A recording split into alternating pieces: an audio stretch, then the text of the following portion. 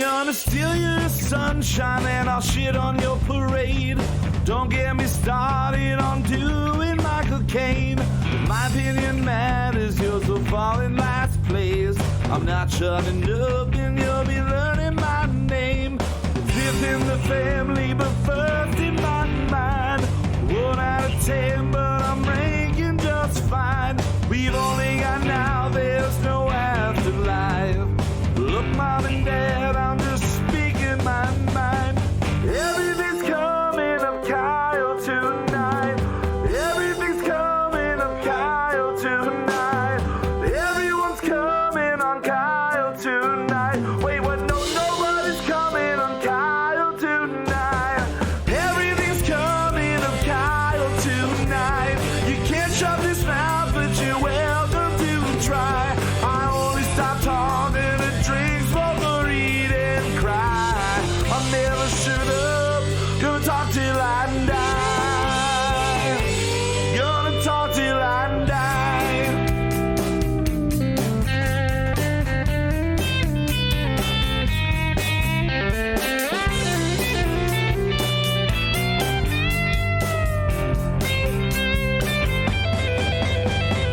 Everything's coming up Kyle tonight. You can't shut this mouth, but you're welcome to try. I only stop talking to drink, smoke, or eat and cry. I never shut up, gonna talk till I die. Gonna talk till I die. Gonna talk till I die. Gonna talk till I die.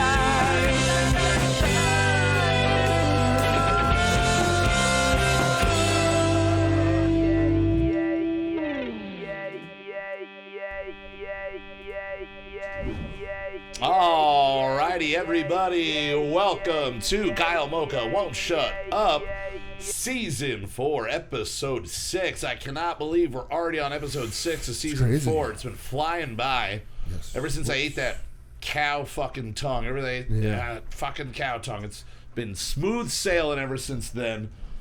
And making sure it's always smooth sailing. Joining me every week here is Mr. Justin Olimpado. Hey, man. How you doing, brother? I'm good. Doing good. A little different approach tonight. We got like special episode. Yeah. A very I'm excited special that episode. this is actually happening. Yeah, it's our 'cause first ever guest via webcam. Special episode! Oh, and that loud noise that means that we're now joined by Mr. Zachary Storman. Zach Storman is in the house.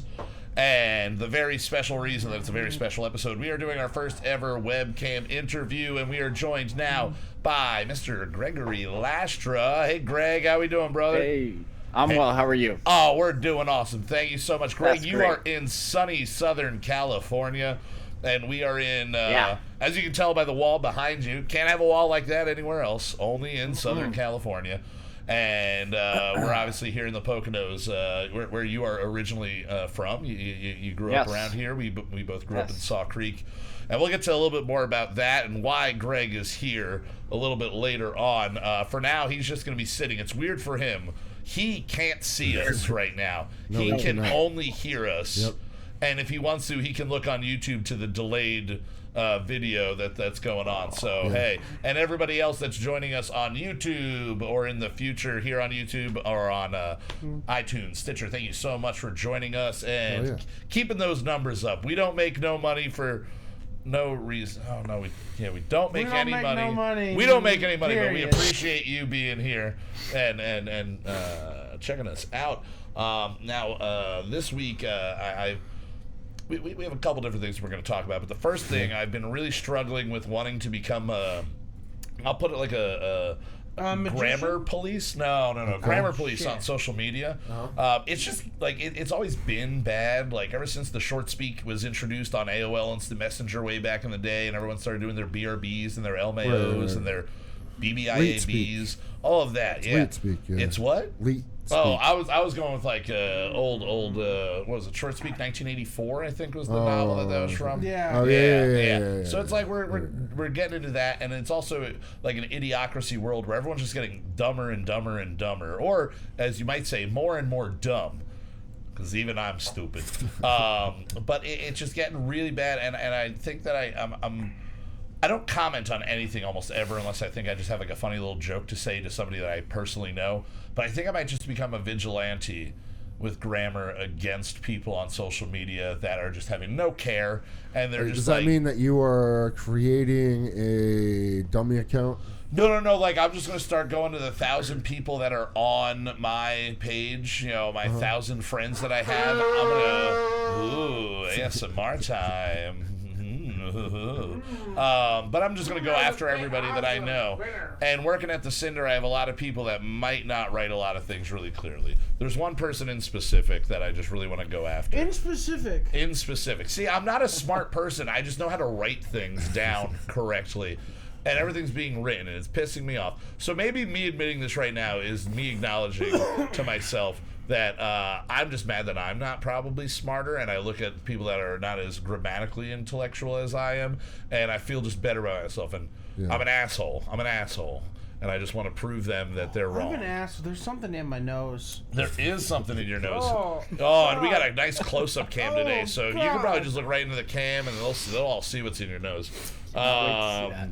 But no. Just a lot of really bad grammar and shit happening. It's making me like annoyed. But then again, it's probably just because I don't. I have a limit to my intellect, and I just want to correct people on things that I know that I can correct them on. Like if someone quotes a movie wrong, I'm going to correct them really quickly. Yeah. But if somebody uses the word "there" correctly or incorrectly, I just want to start like. Basically doing like a teacher's review, like screen cap their post and just start putting red lines through everything and then repost it underneath it and go, good job, try again better next time. Just be better next time. Try again better next time. Yeah, I'm really good at talking, man. I'm really good at the talk Try words. again better. All right. Hey, we might be a little more sluggish and stupid because we finished our song today about 2 hours earlier than we usually do. So we've had time to imbibe. And imbibe we have... Part of the imbibing has been this wonderful pacing beer that we have called Ice House, but we have a very special beer in store for us tonight. So, Justin, let's hit it. What are we drinking?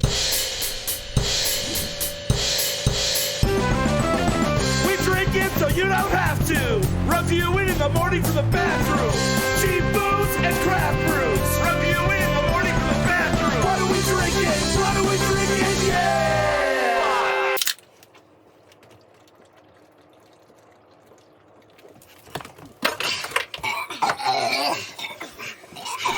All right, hey, there you have it. Now, like I said, we're drinking Ice House. And before we go on to the featured beer, I want to let you know that Ice House is the first ice beer that was ever brewed in America.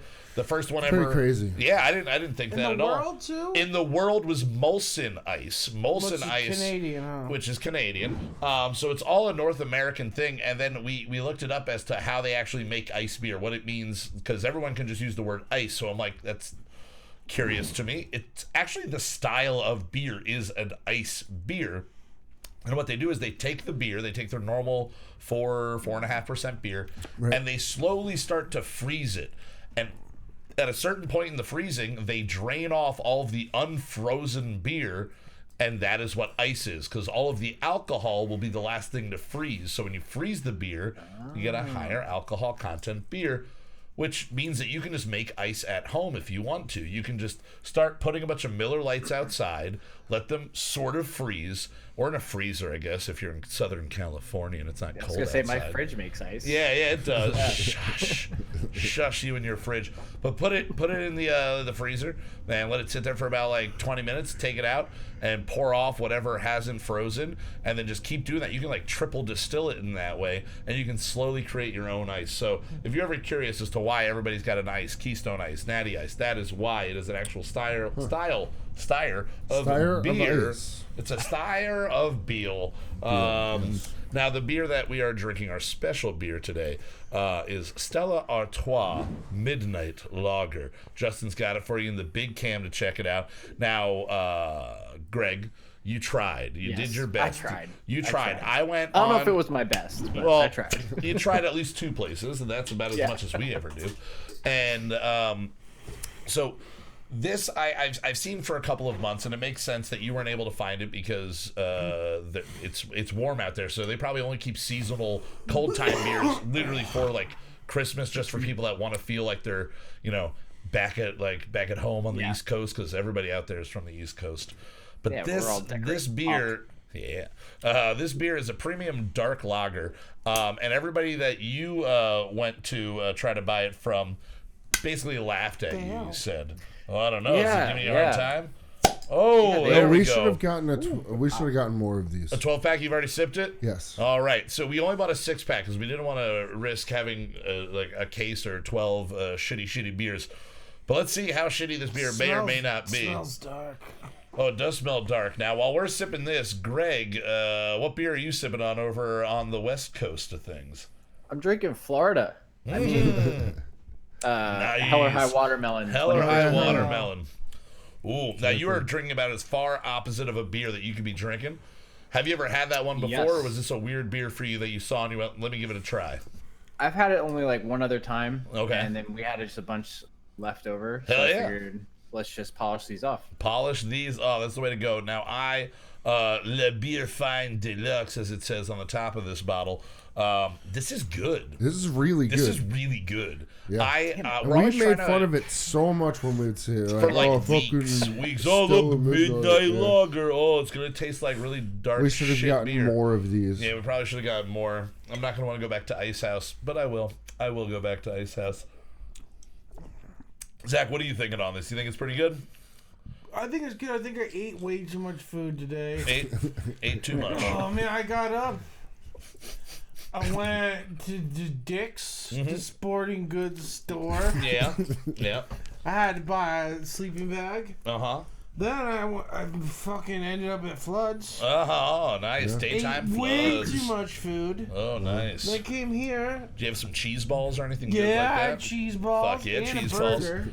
Oh, cheese. Did you dip your cheese balls in cheese? Do you do that there? Because No. Zach comes into the But I Cinder did- sometimes, but yeah, I had orders Cinder mott last sticks, night. and dips them. Oh, yeah. Last night, he had Cinderella. Cinderella. He didn't drink any Cinderellas. That is a drink we have. But he had Cinder mozzarella sticks. That could be our mozzarella sticks names, too.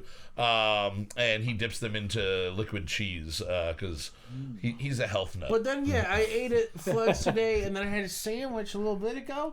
I am so full. You were full. You Like were an idiot. slightly more inebriated than And you this usually is, are. This is heavy. This is heavy on Yeah. on a full stomach. Yeah, it's heavier, but it's still light. It's light weird. it's heavy light in the way Guinness is, but it has more flavor than just a Guinness. That might be sacrilege to some people, but we're talking about American Guinness. We don't get the real shit here. But that is, I'm pretty impressed with that. So hey, if you see Midnight Lager, it's probably gonna be old. This one expires in May, so you only got a couple of months left. Jump on it. It's pretty fucking good. Get it while it's still cold out. Midnight. Is anybody else getting a little bit of a tingle off of it, like a spiciness, a spicy note to it? I think I'm just like psychologically getting into my head, of thinking about that Dos Equis from 2 weeks ago. Yeah, that shit we dogged on it, but it came out. It wound up being good. I'm getting kind So of like good. a little bit of a tingle in the back of my mouth from Maybe. this. I don't know. Well, we'll reflect I have on. a tingle in my bunghole. Oh, from this or from the cheese? From the cheese. From the cheese. All right. Well, while we deal with our tingling buttholes and the tingling mouths that are not related, the buttholes and mouths are not tingling for the same reason. While we are dealing with that, we're going to jump into our next segment. What's happening? Hit it, Justin. Were you licking my ass? Ah. Hey, what's happening? Hey, what's happening in the world? What's going on? What's going on? What's going on? Hey, what's happening? Hey, what's happening in the world? What's going on? What's going on? What's going on? Hey, what's happening? Hey, what's happening in the world? What's going on? What's going on? What's going on? Alrighty, and we are here to talk about what's happening in the world. First and foremost, one of the biggest news in entertainment that happened this week was the announcement and the confirmation that after 16 years, the cast, the full original cast, the main 6 of the TV show Friends, are reuniting for a one-off special episode.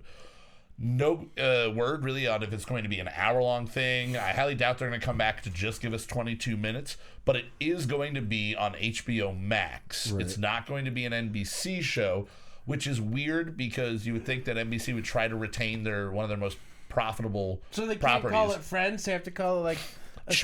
acquaintances, Yeah, Buddies. pals. but they can't dance in a fountain, so they're dancing in like a reservoir instead. You know, it's just A shit reservoir. they can't be in New York, so they're in Boston, and that's where they have a lot of shit reservoirs. But they're bringing it back after 16 years. People have been craving this and like begging for this. So I want to ask all of you guys, and we'll start with you, Greg. Are you excited? Were you a big Friends fan growing up, or what do you think this is just gonna be a lot of fan service and meh? What's your opinion? Oh, it's definitely fan service. Oh, yeah. But I saw that they're shooting it on the same lot, and Okay. they're trying to keep the whole mystique alive, and which I appreciate. But I'm one of those who got on like super late. Like, Yeah. I binged it all when it was on Netflix. Okay.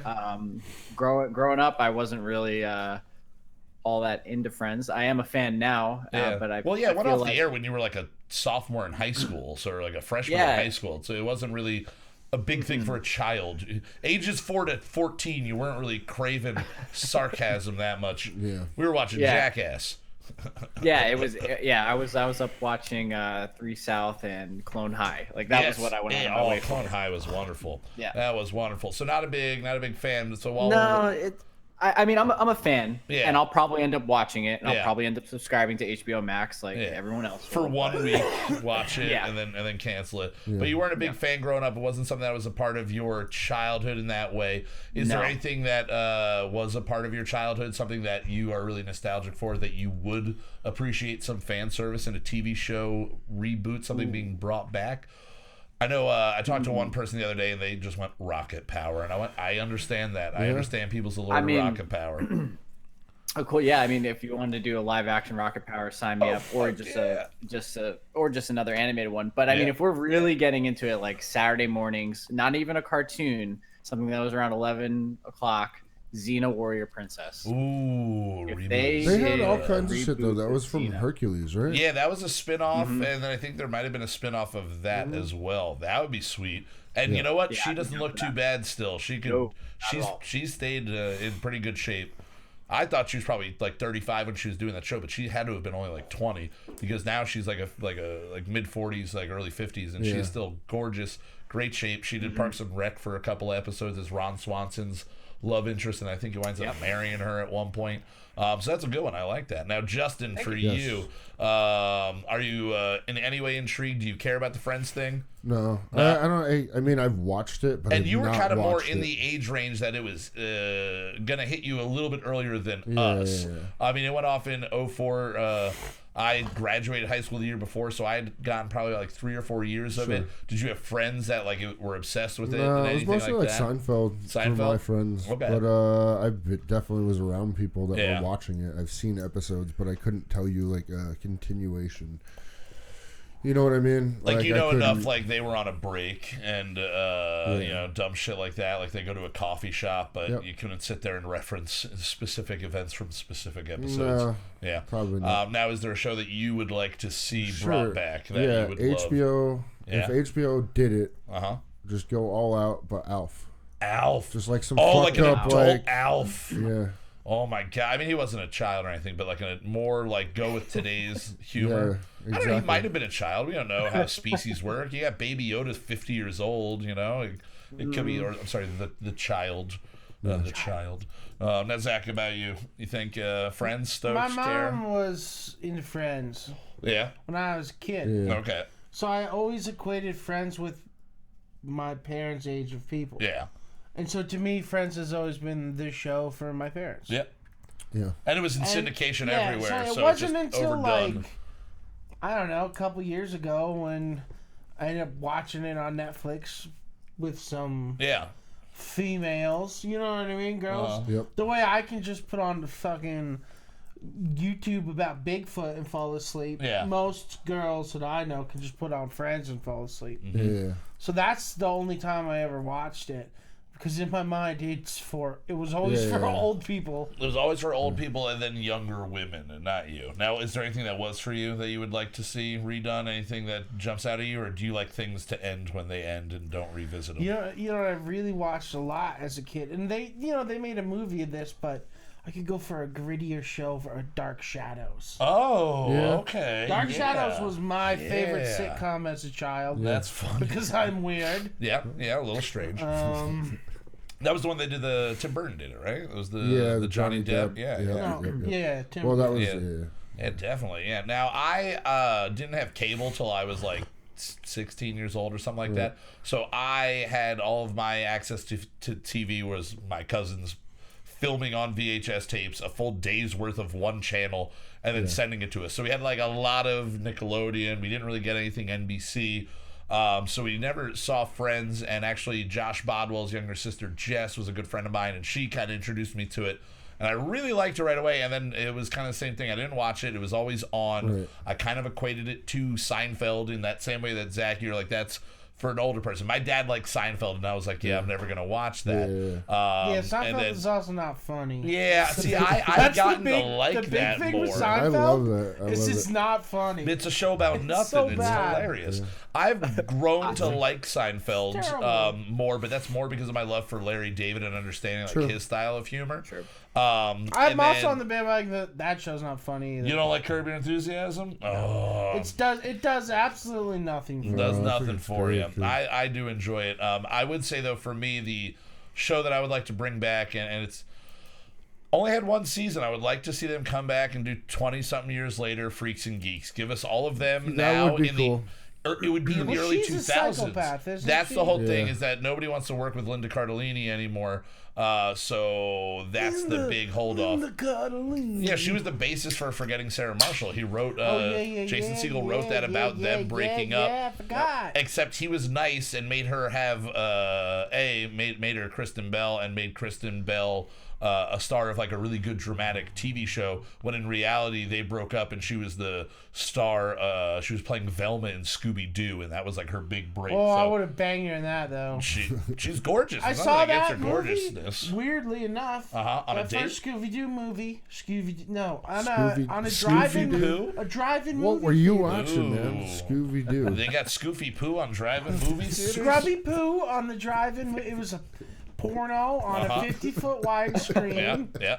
It was just one dude in his backyard in Zag. It was the only people there watching it. Just chilling. Just We were hanging sitting out. on opposite Homemade ends movie. of It was like Beacon Ramon. Yeah, it was its own. It was its own version of a movie. Yeah. Exactly. Kyle, you don't think Freaks and Geeks is too good to be left untouched, though? It is, but it isn't. I feel like at Just some a one-off point, Judd movie? Apatow. Yeah. Like, I'd rather see it as a one-off episode movie. Give us it what's 22 up, years Kyle later. Catch up on everybody. Hey, joining us in the chat, Kyle Kramer. We also got Keith in there as well. Hey, Keith. But yeah, we. I think it is perfect. It shouldn't have been canceled, and then when it got canceled, the way the story ends is wonderful. But I would love to see, especially since everybody in that show is a very established person still in Hollywood. Like literally, even Martin Starr. Literally the two other geeks are the least established in the main idea of the world. But what's his name that played Weir writes, like, he wrote Game Night. Like, he is a huge writer now. He was the kid in Waiting, and that was like one of the last things you saw him really on screen besides, I think, Bones he was on. And then he is like a huge Hollywood writer. I think he wrote one of the Spider-Man movies as well. Yeah, Like, I think he did Spider-Man Homecoming. Okay. yeah, he's fucking like they're all still in it, and it would literally be just getting Linda Cardellini to play ball and getting everybody else to be okay. And hopefully 20 years later, you can just kind of suck it up, just suck it up a little Looney bit. Linda better suck it up. Yeah, Looney Linda. All right, now the other thing that was happening in the world that I thought was worthy of note. And a lot of people are talking about it, and it's funny because it's about hockey, and not many people talk about hockey that often. This weekend on Saturday, during a match between the Carolina Hurricane and the Toronto Maple Leafs, there was a premiere of a player. He was the backup emergency goalie, and the way it works in the NHL, everybody has two goalies that they travel with, and at home and in cities away, they always have a backup emergency person that's there usually either has a job, outside of doing that. And this guy is the Zamboni driver for the Toronto Maple Leafs. And he's also one of the guys that's on the maintenance crew just overall. And he got called in. He gave up 2 goals, but then he blocked 8 shots to win the game 6-3. And he's a guy that played hockey, had a liver transplant. Carolina. Yeah, for Carolina, for the team that he does not support, which is even more power to him. Like, you beat your own team. And apparently it was a big struggle with, like, a lot of support was given to him, but a lot of people, like, even his girlfriend tweeted out just kind of like, oh, fuck. Like, oh, shit. Like, how do I handle this? So my question to you guys, like, looking at this gentleman who was 43 years old and got to do his dream of playing in the NHL, that got cut short because of sickness when he was younger. He had a kidney transplant. He got to do it, and now he's getting a lot of publicity. And it's not like he's going to be able to be, Dennis Quaid in the fucking Rookie and all of a sudden have a career out of it.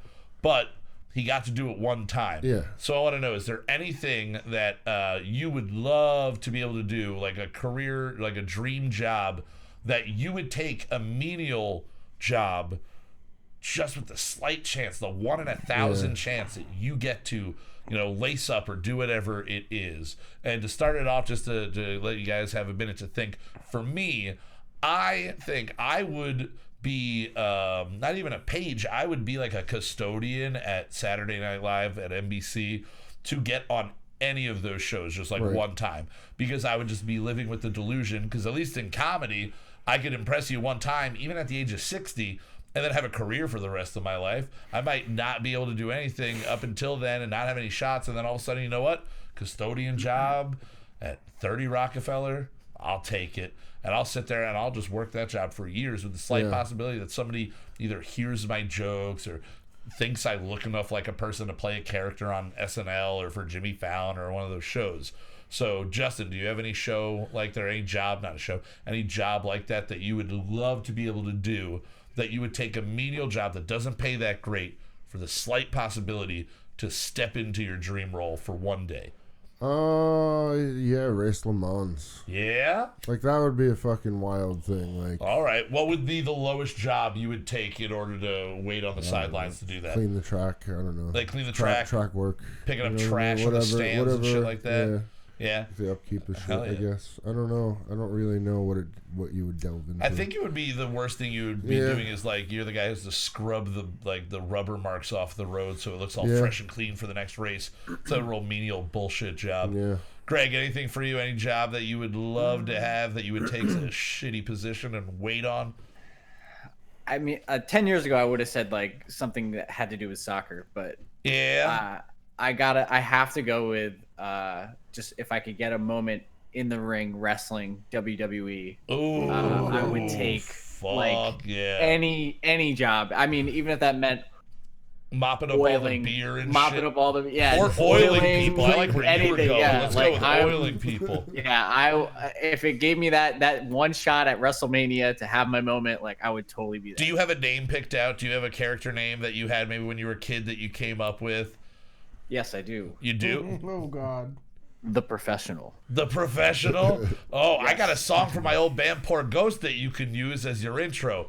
It's even professionals That's crack awesome. with pressure. It wouldn't mean good things for you, but it'd be funny for everybody else. Or maybe it means you're the professional and you're gonna make them crack, brother. You can really go at it. That'd be fucking sweet. You'd be in the lightweight division though. Oh, of the for sure. You'd be the women would be throwing you around willy nilly. And that's it. That's not a bad thing. Oh, you either. get those two twins that are, I think, both pregnant now, but they'd still beat the shit out of you. Yeah. Zach, anything for you that you would wait in the wings on, work on? I mean, probably like being a janitor at like the Garden or the Opry or like one of those big music places where some famous band's bass player just gets sick. And like, Billy Strings needs an upright bassist today. And you can jump right in. That'd be fucking or phenomenal. something a little easier, like the Dead are playing, and they're like, "Yeah, our maraca player didn't show up." And I'm like, "I can play the maracas all night." Yeah, just playing random shit in the background. I'll figure it out. We'll be good. Nobody in the audience is going to know that I did anything wrong. Yeah. It's a 25-minute dead song with constant maracas. Yeah. All right. Well, let's jump now right into our first music break of the evening. Now, what we have here is a song from The Strangers. They are an LA-based band. This is their newest single, Eastern Misery. We're actually going to be showing you the music video for it. The video was shot on VHS and directed by a guy named Sylvester Strange. It's self-described. The band is self-described as indie, psychedelic, lucid dream, pop, rock, and roll. So that's how they like to... Pop, rocks, and roll. Pop, rocks, and roll. I like to fill my pants full of pop rocks. Oh, yeah. That'd be good for you. Now, you can find them on Instagram at The Strangers. They spell it STRAYNGERS, or The Strangers channel on YouTube. Again, the whole thing is recorded on VHS, and they are pretty weird, psychedelic, lucid dream pop, in my opinion. This is the second time we've had them on, so welcome back to The Strangers. We will see you guys in a couple minutes after this sweet new tune and video. Enjoy.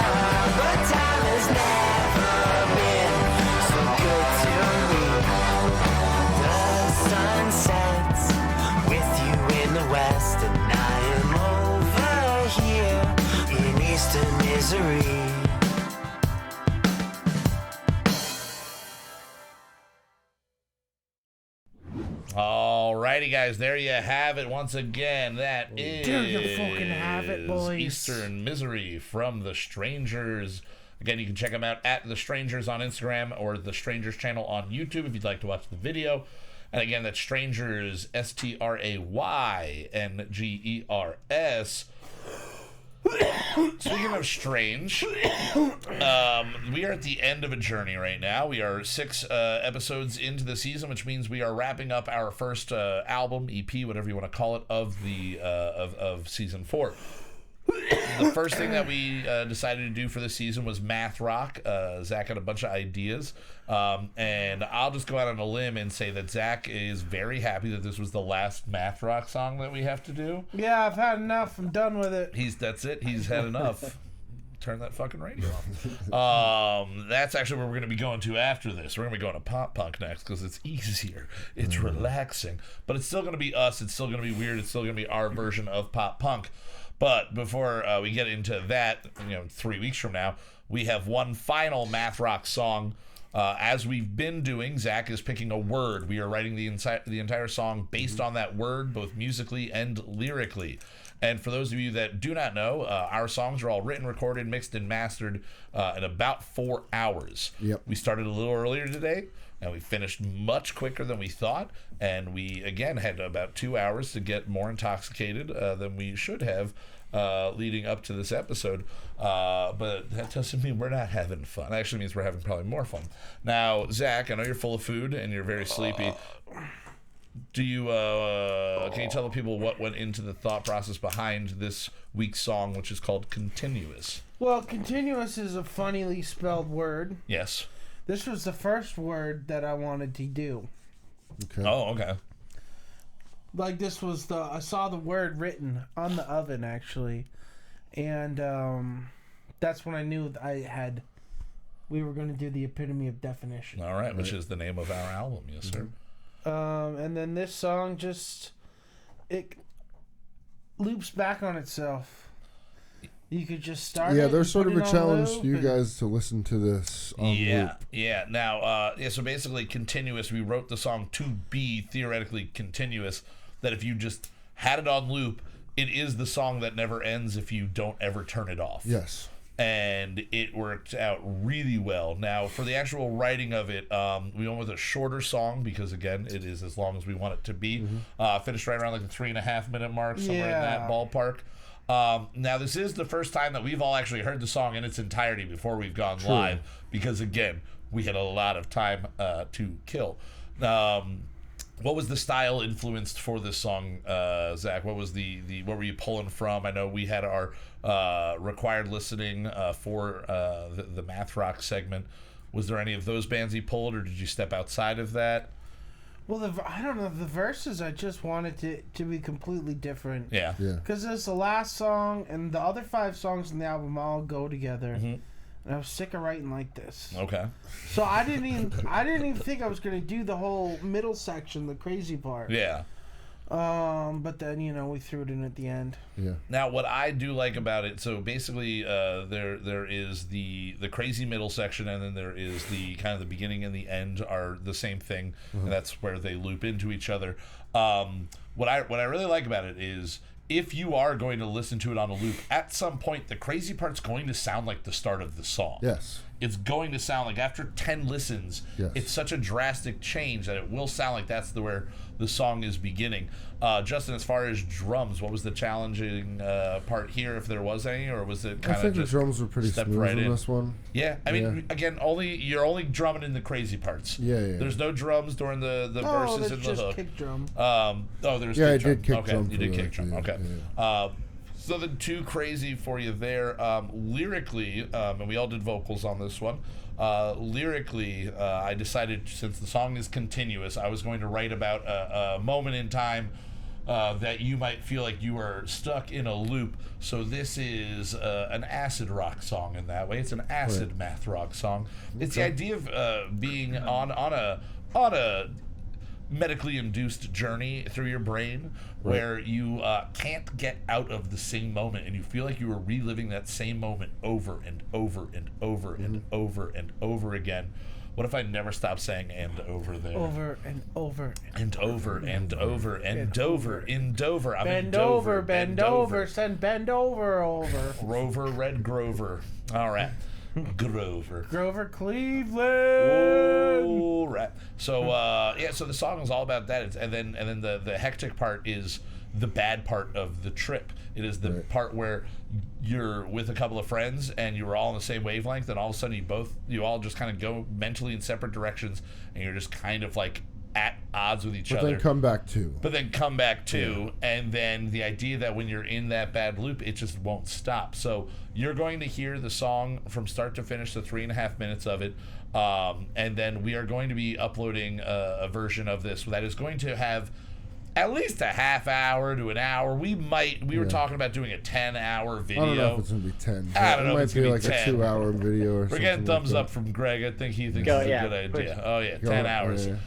Because my thought was then anybody that is doing any self-induced journeys through their mind could just listen to this through the entire experience. That probably wouldn't be good for anybody. I don't think I'd last Good for us. I don't think I'd last a half an hour. But I say that about a lot of things in life. I definitely wouldn't last a half an hour. All right, so this song is called Continuous. It is off of this is the final song off of the Epitome of Definition, our math rock album. Again, it's about 3.5 minutes long. Enjoy. We will see you guys and speak to you guys shortly. Here's Continuous. There's no luck getting out. Spun and spinning, spinning around.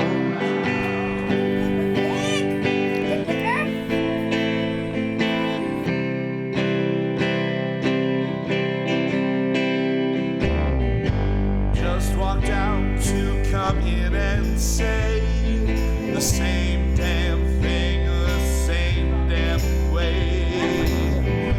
Keep on losing myself in the flames.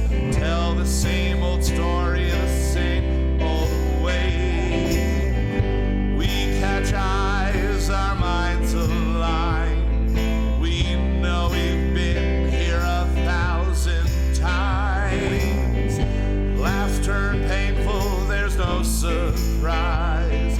We'll go down this path another 1,000 times.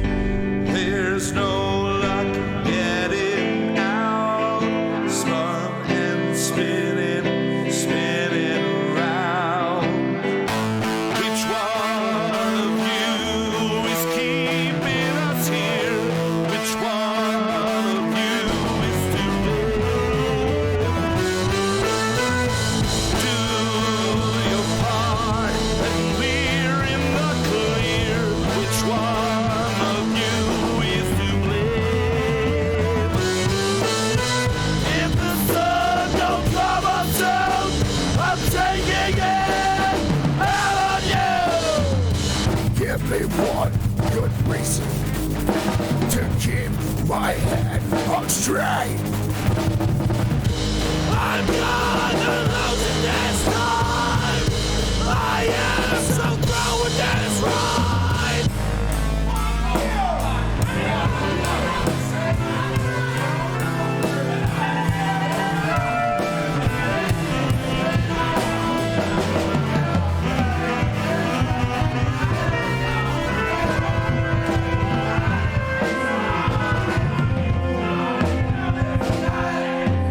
There's no luck getting out. Spun and spinning, spinning around. Holding strong, oh, we're holding tight. Can't let the wind go to the night. Locking on to a star in the sky, so we don't wander too far into the night. Once we think we're nearing the day, we breathe in and let it all slip away.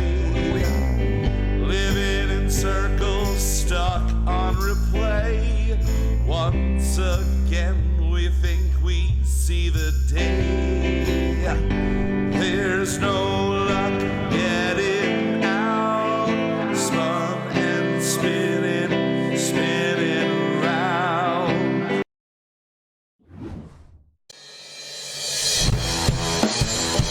Ladies and gentlemen, please welcome our next guest on Kyle Mocha Won't Shut Up.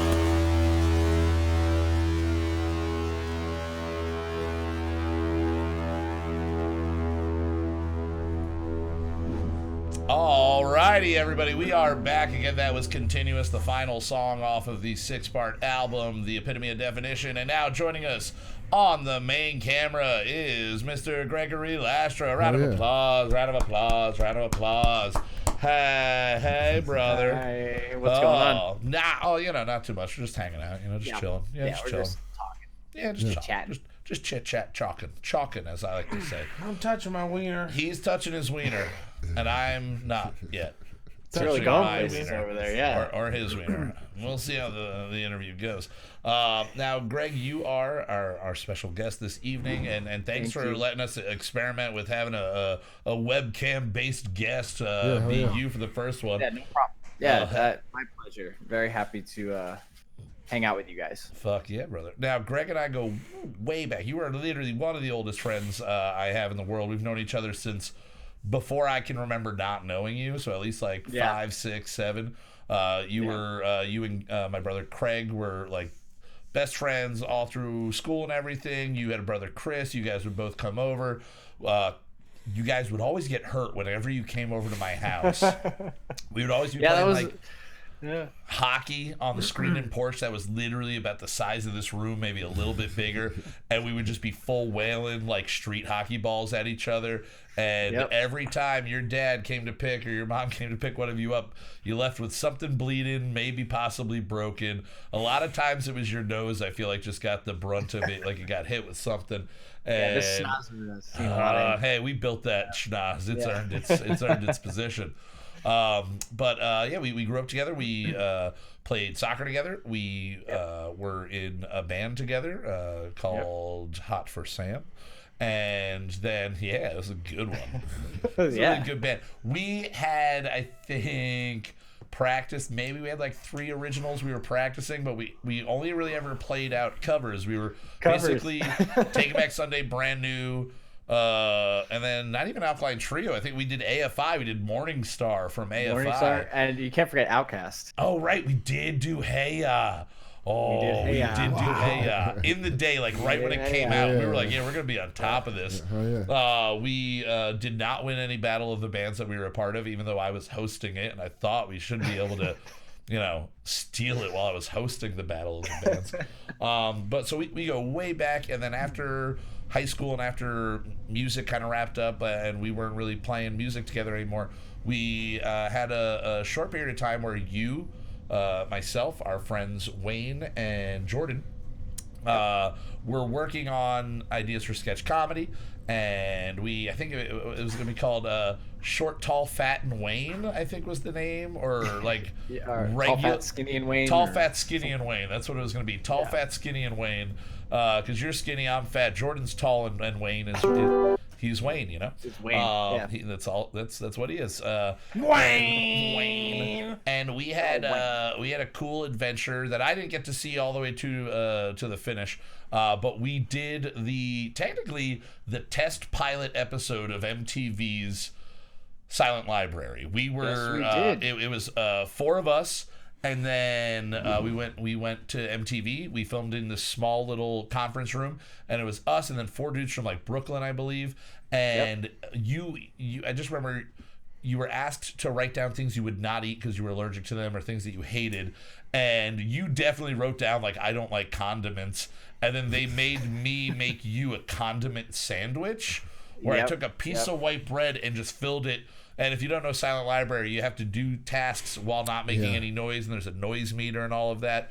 So I'm sitting there making a mayo, ketchup, mustard, relish, chopped onion, salt, pepper sandwich on white bread, sardines, and then our buddy Jordan had to eat a sardine, but he didn't know how sardines worked at the time, so he opened the can, cut it in half, and just ate half the can of sardines.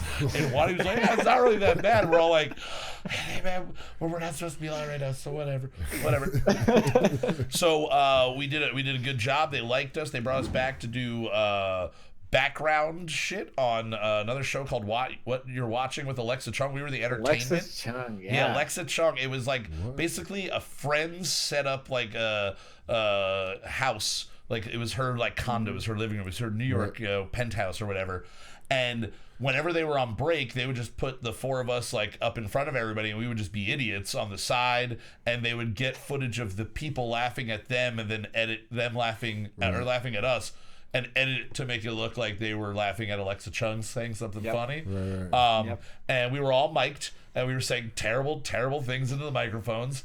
And then we found out one girl that we were talking about, we just kept calling this hot banana, and this girl in this yellow dress, and all the crew's laughing because they can hear us. And we find out it's like the producer's daughter. We're just like, And we were never asked back to do anything, but you guys did get to do the official full-blown pilot that was actually aired on MTV for Silent Library, and our former guest of the show, Joe Feldman, actually replaced me, and he took my role, and he went on and took that on because I had to work managing a stupid fucking restaurant, and I wasn't able to get off for that.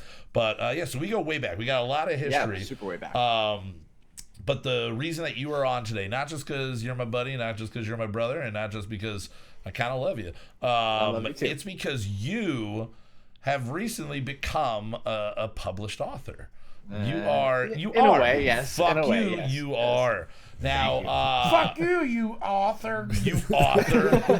Oh my god. Actually, Fucking nerd. He'd make a good Arthur for Captalon. Yeah. Oh, we wrote a fantasy epic last year, and you'd make a good Arthur. Garbage man turned hero. Yeah, it'd be a good one. Now, why don't you tell us a little bit about the process of? You wrote a short script, is it up front? Yeah. So it's a short script. It's called The Hunt. It's been through countless drafts, and this is one that I finally settled on, and it's recently been winning me some screenplay competitions just for horror comedy. Hell yeah. Really, I have one right here actually. I gotta do it. Damn, there you go. Look at that. Cool. It's got your name on it, bro. It's got my name on it. Yeah, That's it's pretty amazing. cool. So there's back there too. That's so the initial screenplay competition that I won was called Boobs and Blood International Film Festival. Very nice. And it was totally out of my range. I'm there was boobs are in my range, but this genre of exploitative horror is just completely out of my range. And I ended up winning Best Horror Comedy there, short script. And then I had another one on 13horror.com that was just selected as a winner. I didn't necessarily place, but they selected me as a winner, and they have a partner with Dizzy Emu Publishing. Oh, very and cool. They decided to set up an Amazon Publishers account and publish the screenplay for me. Now, how does the Amazon Publishers account work? Is it when they order, it gets pressed for the person individually, or do they print up 100 back stock, and then when they get through that, they print more? So it gets pressed as the orders come in. That's awesome. That's actually really cool. Do they number them by any chance? Do you know? Or you get no, they don't number it. And honestly, it's been kind of a headache just making sure everything is right. I can honestly say there is one special edition book that has the wrong synopsis and wrong formatting on the back, which is kind of cool. So there is one out there that is that'll be something that's worth a lot of money one day, hopefully. Oh yeah, so much money. Hey, you never know. If there was a misprint version of fucking Third Encounters, or Close Encounters of the Third Kind, or Third Encounters of the Close Kind, Clown Clownters, counting clowns 30 times, full of midgets. Yeah, that's exactly the movie I was talking about. So what was the first competition you entered it into? Did you place or win on the first one? Was that the boobs one? Yeah, that was the boobs one. Yeah, the boobs one I won. Yeah. And then after that, you won the one with you said it was 13.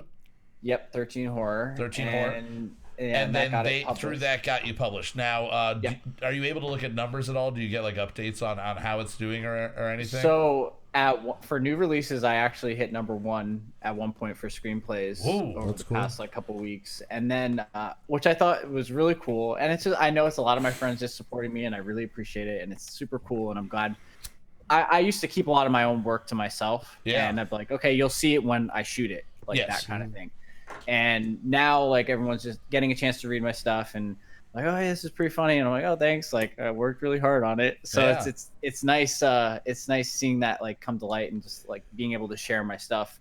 One thing I did notice though in the screenplay category 2 weeks ago, and I have to say this just because I thought it was really cool, it was listed at number 22 or 23 right behind Get Out. Fuck. Yeah, I was like, oh, that's sweet. so awesome. Yeah, that's good company to be in. That is great company to be in. Now, let's talk about the actual process of writing it. What brought you to the idea of doing a horror comedy genre? Oh, man. Yeah. Keep going. No. Basically, it's that, and then what got you to the idea that you finally that you were finally ready to run with? So, I mean, like, there's a lot of when you read it, you'll see that it's influenced by a lot of different films that I've seen over the years, and it's funny because I noticed that there's a lot of 1980s movies that I'm a big fan of. Hell yeah. So like The Last American Virgin, 1982. Fright Night, 1985. Nice. Like that, and Fright Night is like one of my all-time favorite movies. And it's just like the kid next door, vampire, and this kind of plays on those same things. And this is like I said before, this is something that went through a lot of drafts, and through just teaching myself what people want to read and how to like. It's one thing to have a screenplay that you can shoot and make into a movie, but it's another way to write a screenplay that people actually enjoy reading. Yeah. And you just got to keep it lean and mean, and that's something that I did. And this was originally like 30 to 40 pages, and I cut it down to like 20 pages and got right into the action and went there. And for the people who don't know, it's basically about two friends, well, not friends, an unlikely duo that goes out after matching with someone on a dating app. Okay. And they go to her house, and it turns out they're lured into a coven of witches. Ooh. Okay. Oh, I like that.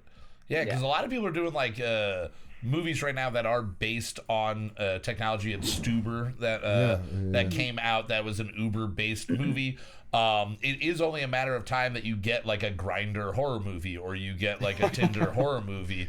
So what did the idea come to you through like a conversation or just kind of something that just popped up randomly into your brain?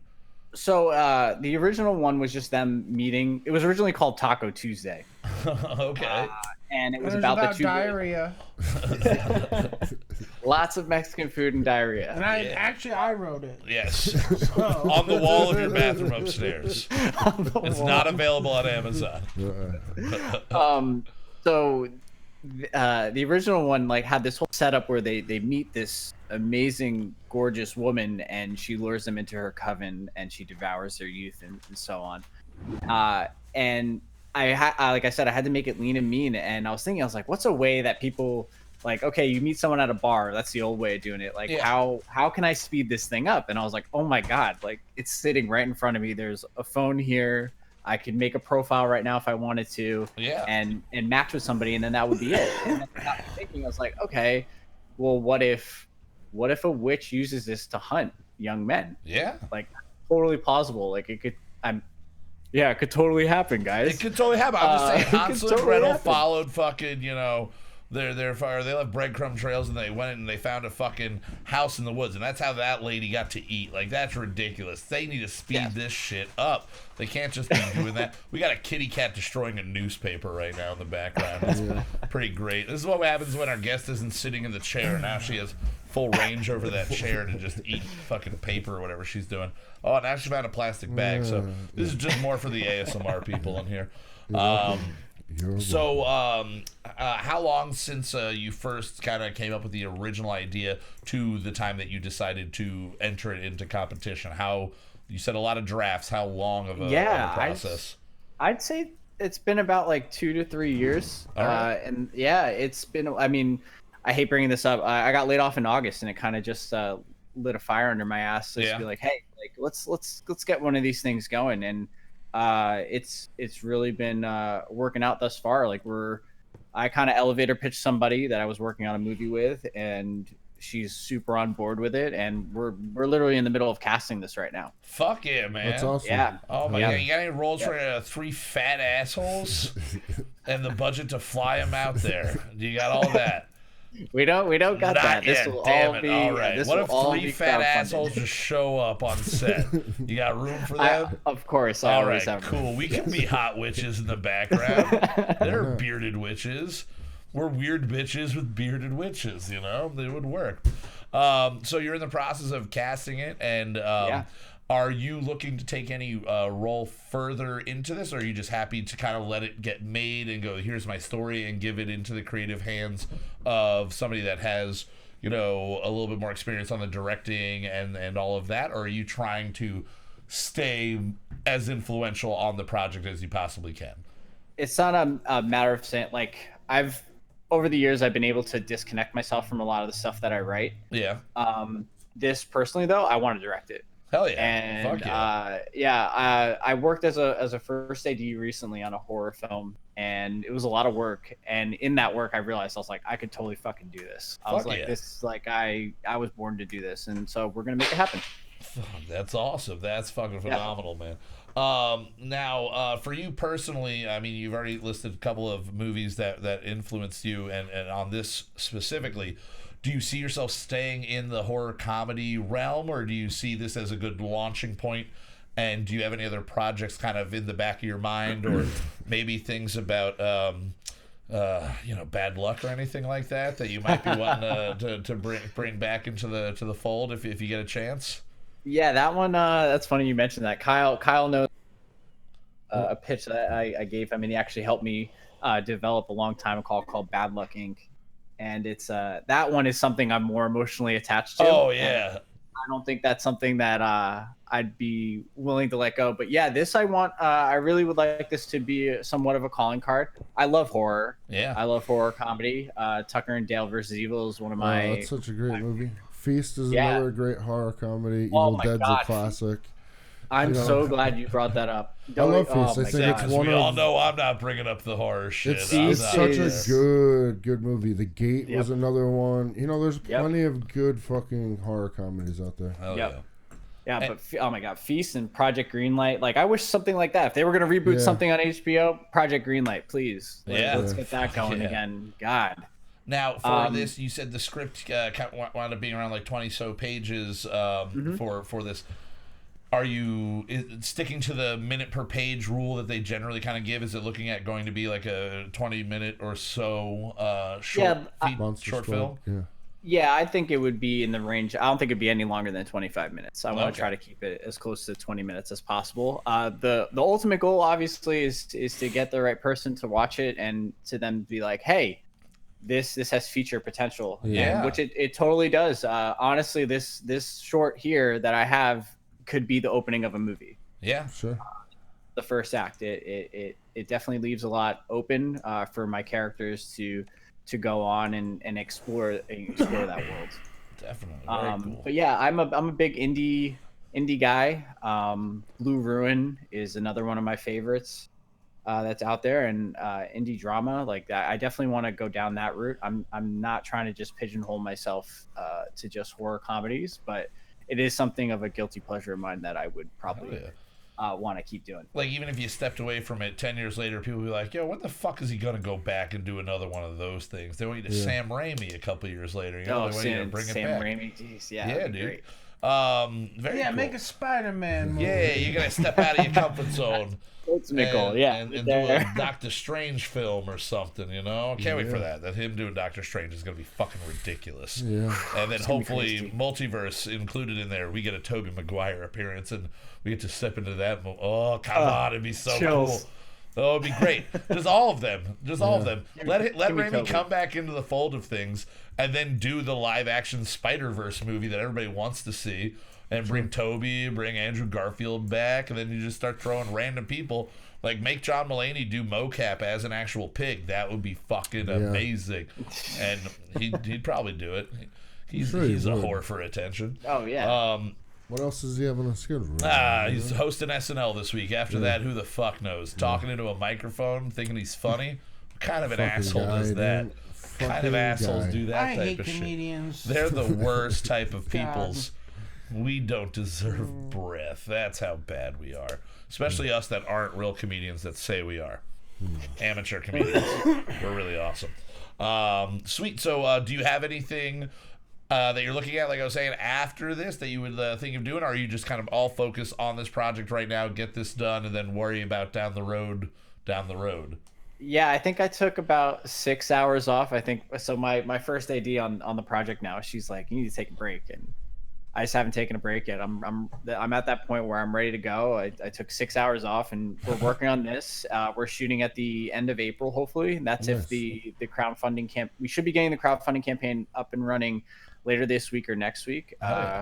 We have a cool. We've casted 2 of the roles already, and we're just waiting on that third role of Jason, who's like a giant asshole, tool. Punk. I like to Is he the fat? juice appeal. Does he have a beard? It doesn't matter. I'm really not. When I wrote these guys, it's really not about looks. You can kind of look whatever way you want to look. The right person that's going to bring the character to life. Yeah, it's whoever can who can say these lines or improv these lines the best and just get that general personality across the way I want it to get across.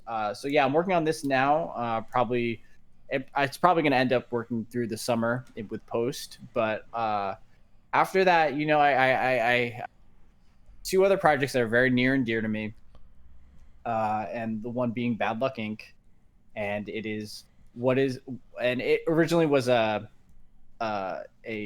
college essay I wrote, and I was like down on my luck at 18, and I kind of felt like bad luck was literally following me around, and it turned into what if bad luck was a type of adjustment bureau type deal that assigned someone to you. And that is one that I'm definitely looking into working on next. Now, are you interested? Because I know when we had first sat down and you brought me that story, which is literally like 15 years ago, you sat down and gave me this story, and you were just like, we both had, again, similar interest, and I've always been into writing. You've always been into writing, movies, everything like that. And we sat down and we were talking about doing this. At that point, I felt like you were going to play the main character. If we were going to film it ourselves, which is what the idea at that point was, that you were going to play the main character. And then we did have a friend that you were looking at either, I think, what was it? I can't remember his name, but Kyla's husband is literally the only way. James. Yeah, James. Yeah. Who was a friend that actually, Justin, you probably went to school with him. What was his last name? Tish. Yeah, I don't know. But he was an actor. What was the last name? Tish. He goes by Titus now. Titus. But he, I don't know if you remember, I don't want to say a bunch of other people's names. But he went to East Stroudsburg South, and then he wound up being in the movie like Finding Forrester with Sean Connery, playing like an inner city kid. And he's played a cop on a bunch of different things. Like he's had like a pretty decent, at this point when we were working on it, had a decent career going. And so we had thrown him in there. And then me, because I'm me, just secretly was like, yeah, when we film this, I'm playing bad luck. Like, obviously I'm going to be bad luck. I'm not going to hold you to my hopes and dreams. But I'll play like a background schleppy bad luck character for sure. And the funny thing was, we worked on this idea, and then about like 4 years later, we got approached. Actually, less than that, we got approached by a local writer and director that was trying to make a movie that was very similar. It wasn't Bad Luck, but it was Imaginary Friends. It was a bureau of imaginary friends. And this guy was like blowing smoke up our ass like crazy, saying, oh, I've got a guy who like wrote for Seinfeld, that like wrote the one draft of the script. We've got, like a real crew, like we're gonna do all this stuff. HBO has slight interest in it. Like we had this whole thing, like we legitimately had so much smoke blowing up our ass on this that we were like, oh, let's have like a fucking like, let's go out and get drinks and be like, yeah, fuck yeah, we're doing something with HBO. To the point where I got reminded on Facebook about a picture that somebody posted that says, congratulations, boys. And I'm like, yeah, that was one night where we were really stoked on ourselves.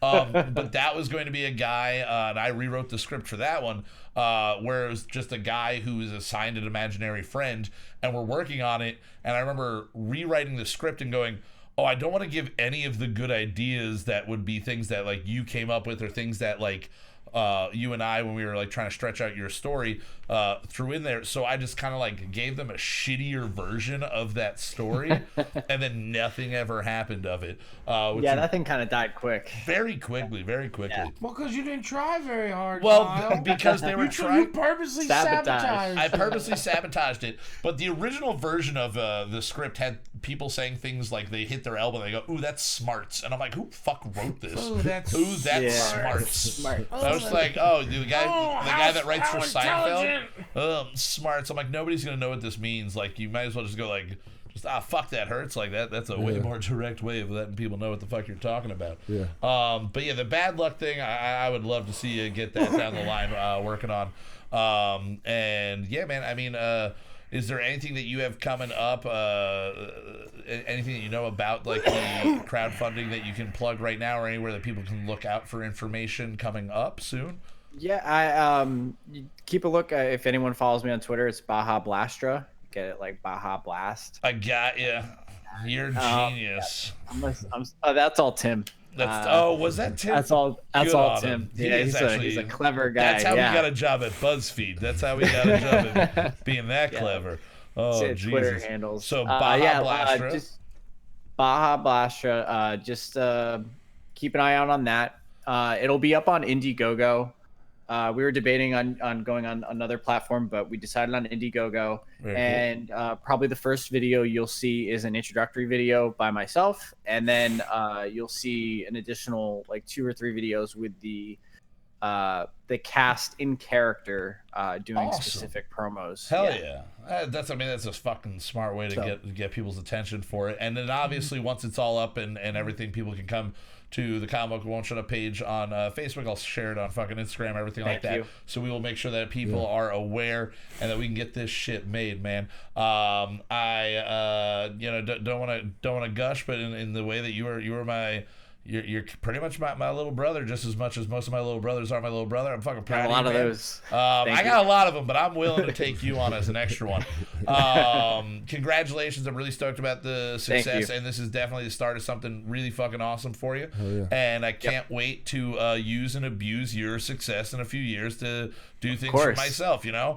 I love you so much to let you be used, you know? Also, if you when you get everything together in trailers and whatnot, make sure you get it to us. We'll make music for you. We will literally soundtrack the whole thing for you. That's true. We will. And we will make it sound as creepy or as funny as you want it to. It'll be good. Definitely. Thank you. I appreciate that. Yeah. All right. Well, again, Gregory Lastra, the short script is available on Amazon. You want to throw that up in the screen again for everybody to see real quick? Again, it is The Hunt. It is a horror comedy. That's just a fucking really nice looking cover, man. That like harkens back to like early like mid 90s like books. Like what was the Step Above Goosebumps? It was the one for like teenagers. Fear Street. Fear Street. Yeah, it kind of brings me back to that. So fuck yeah. Well, then again, thank you so much for joining us, man, and for being our first webcam-based interview. Now, as always, we like to do a little cross promotion with our Brother or Sister to Love podcast. Let me ask you a question. So, without any further ado, let's jump into our final segment here. Hit it, Justin.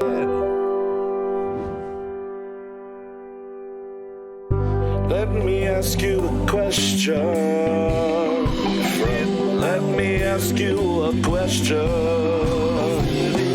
Let me ask you a question. Let me ask you a question.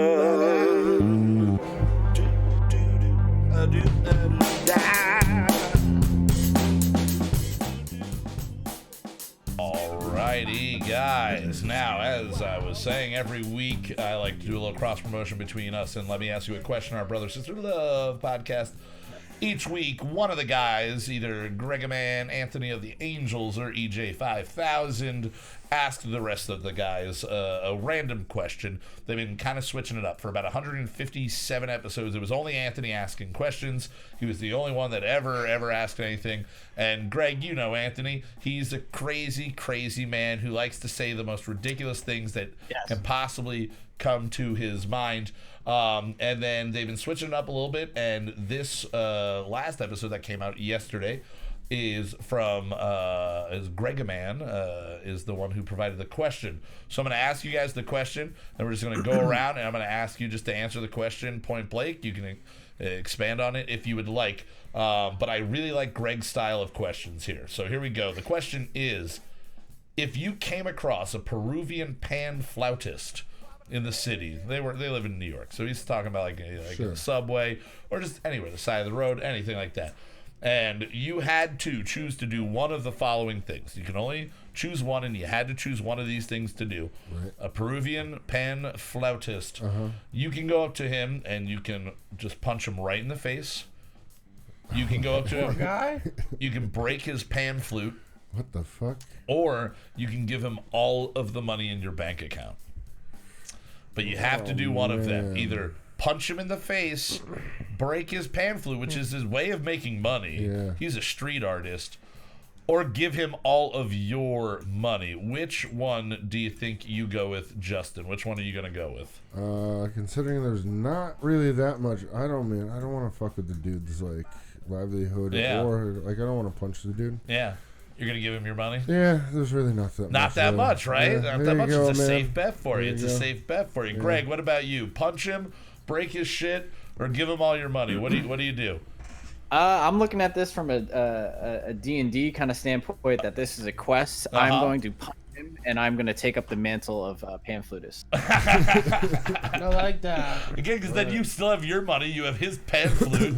And then you just gotta learn. You might be creating like a child of his that's gonna like come back and seek revenge on you in 15 years, and just be like, "You killed my father and took his flute," because you punched him so hard you broke his face and killed him. Man. Yep.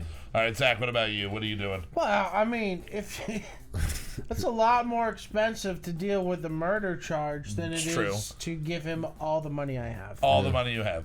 Now you're now saying that you would kill him with your punch. Your punch. No, you said you. No. I'm saying he specifically killed him. You don't have to kill him. I'm saying if I,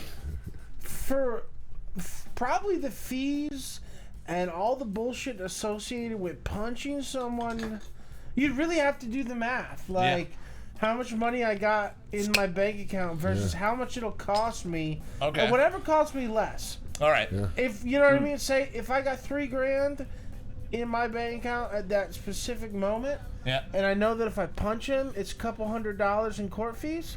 I punch a guy because it's cheaper.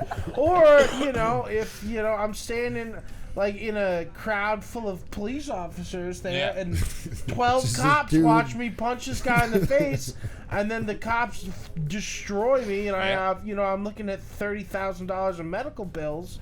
Well, then, I should have gave the guy my $3,000. Yeah, what if the instrument was worth like 10 grand? Well, and that's the other thing. Like, if he has a pan flute, you're thinking it's a pan flute. Yeah. Maybe it's just a $10 pan flute that you can just get anywhere. But maybe it's like protected, in some like weird way. Like, this is what Anthony and Greg and those guys got into. Like, what if it was like gifted to him by a shaman, and if you broke it, you were now like followed by you're this cursed. curse. Like that is the risk. As a musician, I would not want to break somebody's instrument. Yeah. As somebody that has never actually really punched a person in the face, I don't know I could do that. But also as somebody with $0, it would be kind of a cop-out. So I think I'm going punch him in the face just to get the experience of punching somebody in the face out of the way. And for it to be a stranger, I got to make sure he's not having the flute to his mouth when I punch him, though, because then I'm just not going to have two of them. You're going to break his teeth and everything.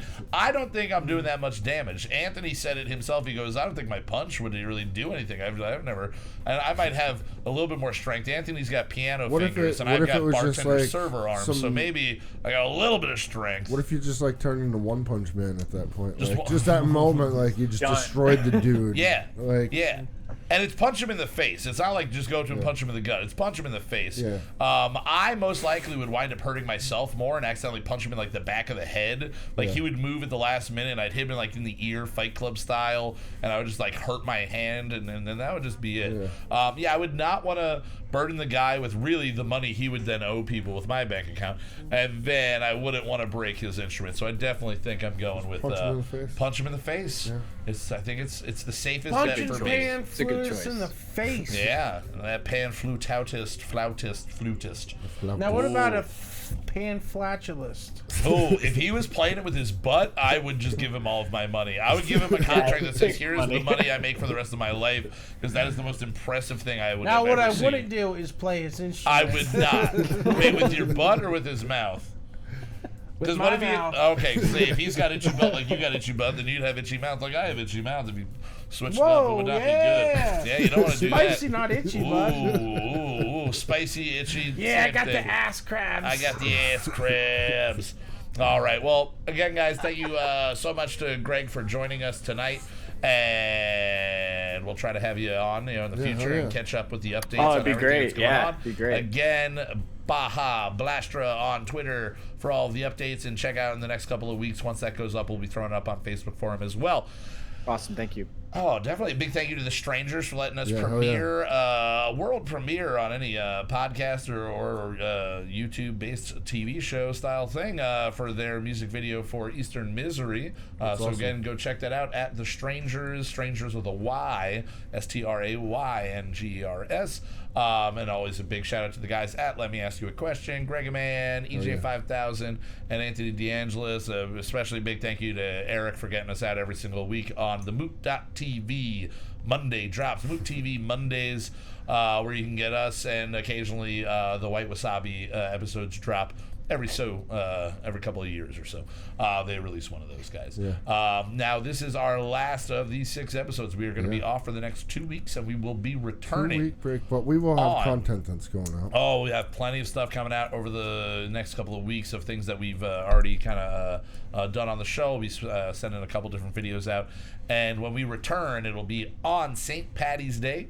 And on St. Patty's Day, we are going to be drinking old beer. We are going to be drinking 7-year-old beer and comparing it side by side to its current counterpart. These are beers that have been sitting at room temperature under fluorescent lights on the top of a bar, and I am taking them, bringing them here. We're going to chill them, and then we're going to consume them. I'm going to let you know the Corona is already brown, and for that one, our good buddy James will be joining us.